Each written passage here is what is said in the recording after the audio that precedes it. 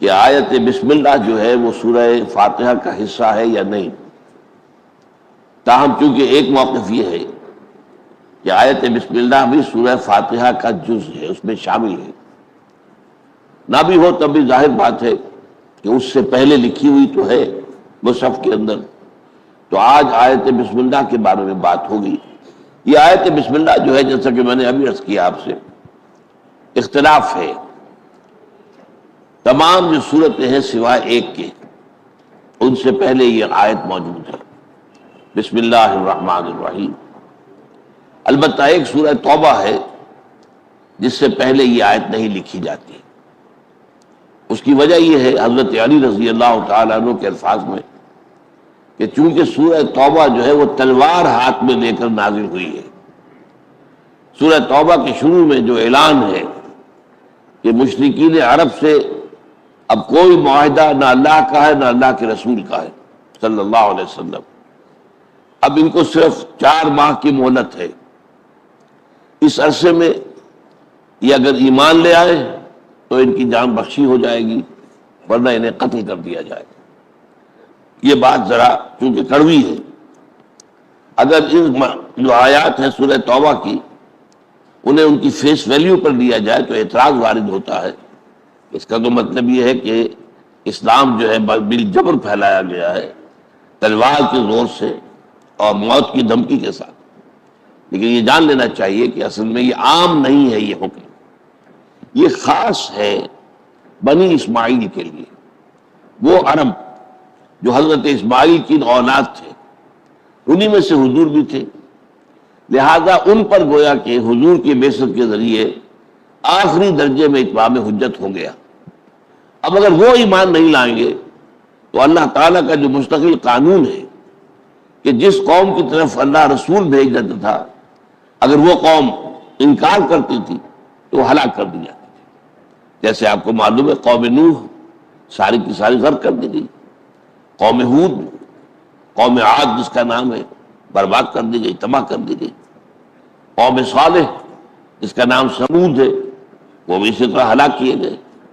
قوم شعیب جس کا نام مدین ہے، وہ بھی ہلاک کیے گئے۔ آل فرعون وہ بھی غرق کیے گئے۔ اسی طرح سے در حقیقت یہ حکم اب ان لوگوں کے لیے جن میں سے حضور تھے اور جن کی طرف حضور کی اصل بعثت تھی، هو الذی بعث فی الامیین رسولا منہم، وہی ہے اللہ جس نے بھیجا ہے ان امیین میں سے ایک رسول، انہی میں سے، یہ کوئی باہر سے آیا ہوا نہیں ہے، اجنبی نہیں ہے، انہی میں سے ہے۔ لہذا ان پر اتمام حجت آخری درجے میں ہو چکی ہے۔ اب اگر وہ ایمان نہیں لائیں گے تو وہ مستوجب قتل ہو۔ یہ مہلت دی گئی 4 مہینے کی۔ اگرچہ یہ آیت جو ہے بہت ہی خوفناک لگتی ہے اپنی جگہ پر، یہ مضمون واقعہ کیا ہے؟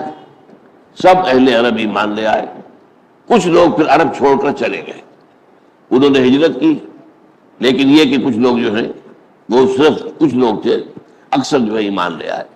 اس طریقے سے کسی ایک شخص کا قتل بھی اس آیت کے مطابق نہیں ہوا، نوبت نہیں آئی، یہ صرف ایک دھمکی تھی۔ بہرحال یہ حکم چونکہ بہت سخت حکم ہے، لہذا حضرت علی کا فرمانا یہ ہے رضی اللہ تعالیٰ عنہ کہ چونکہ اس کے شروع میں اتنا سخت حکم آ رہا ہے تو یہ آیت جو ہے جس میں اللہ کے 2 اسماء آ رہے ہیں، الرحیم الرحمن، تو گویا کہ یہ آیت پھر مناسبت نہیں رکھتی اس مضمون کے ساتھ۔ رحمت والا پہلو نہیں ہے یہاں پر، عقوبت والا پہلو ہے، سختی والا پہلو ہے، سزا کا پہلو ہے، لہذا اس سے پہلے جو آیت بسم اللہ نہیں لکھی جاتی۔ باقی 113 صورتیں جو ہے قرآن مجید کی، ان کے شروع میں یا ان سے پہلے کہہ دیجئے آیت درج ہے۔ لیکن آیا یہ آیت ہر اس صورت میں جز شمار ہوگی؟ اس میں اختلاف ہے۔ ایک رائے یہ کہ نہیں، یہ کسی بھی صورت کے جز نہیں، سوائے وہ مقام جو میں نے ابھی آیات آپ کو سنائی ہے سورہ نمل میں، جس میں کہ واقعہ بیان ہو رہا ہے کہ وہ حضرت سلیمان علیہ السلام نے جو ایک خط لکھا تھا ملکہ سبا کو، اس میں یہ آیت وارد ہوئی ہے۔ وہ میں نے آیت آپ کو سنائی ہے کہ ایک خط جو ہے ہدہد کے ذریعے سے، ایک پرندے کے ذریعے سے، وہ خط جو ہے ملکہ کے خوابگاہ میں ڈال دیا گیا۔ کوئی سفیر نہیں گیا تھا، کوئی انسان نہیں گیا تھا، نہ کوئی ڈاک کا نظام تھا۔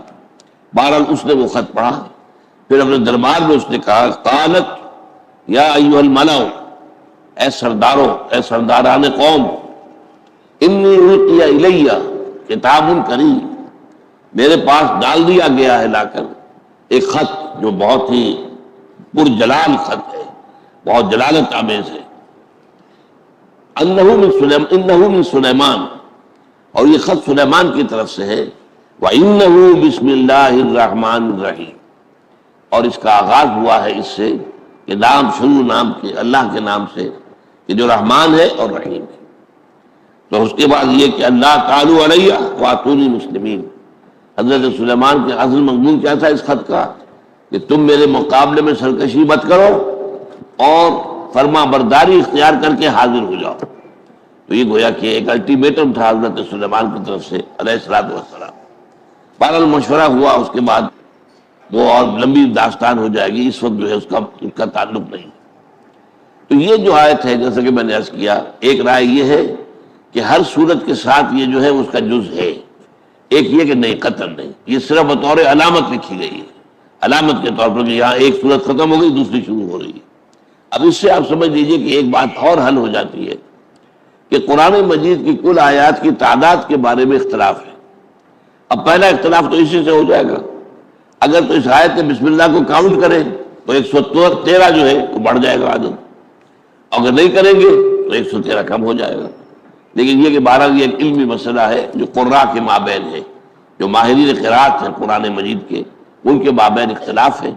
لیکن یہ کہ بہرحال یہ قرآن مجید کی آیت تو ہے، اس لیے کہ سورہ نمل کے اندر موجود ہے، وَإِنَّهُ مِن سُلَيْمَانَ وَإِنَّهُ بِسْمِ اللَّهِ الرَّحْمَنِ الرَّحِيمِ۔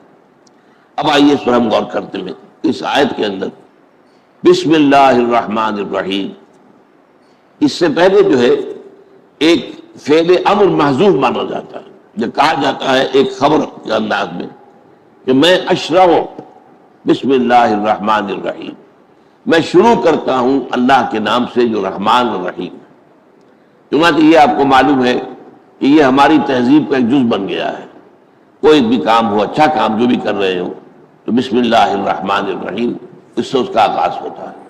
تو اس طریقے سے یہ گویا کہ ہماری تہذیب کی ایک نمایاں علامت بن گئی، جیسا کہ میں نے پچھلے جمعے میں کہا تھا کہ ماشاء اللہ، انشاءاللہ، یہ ساری چیزیں جو ہے ہماری تہذیب کا، الحمدللہ، سبحان اللہ، یہ ہماری تہذیب کا جز ہے اور ہمارے ایمان کا یہ گویا کہ اظہار ہے، اس کا خلاصہ ہے۔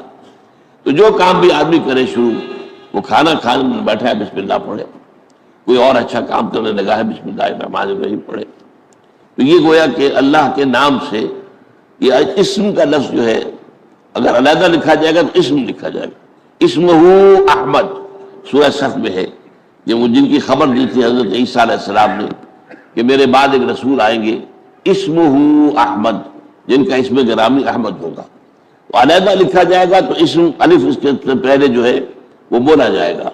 لیکن یہ کہ یہ اصل میں اضافی ہے، یا جب بے جب شامل ہوئی تو الف نکل گیا، بسم اللہ، بے اسم اللہ نہیں ہے، بسم اللہ، بے اور سین جو ہے جڑے ہوئے، بسم اللہ الرحمن الرحیم۔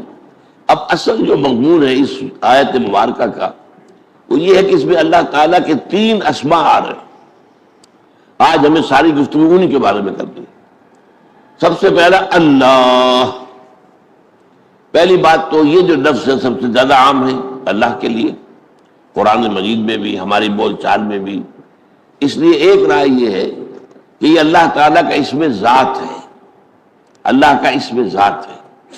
لیکن ایک رائے یہ ہے کہ اللہ کا اسم ذات کوئی نہیں ہے، اللہ کے تمام اسماء جو ہے وہ صفاتی ہے، جیسے رحیم، رحم کرنے والا، یہ نکرہ ہے، اس کے آخر میں تنوین آ رہی، رحیم، الرحیم، یہ نام ہو گیا اللہ کا، الف لام جب جس میں جڑ گیا تو اب خاص ہو گیا اللہ تعالیٰ کے لیے الرحیم، رحمان۔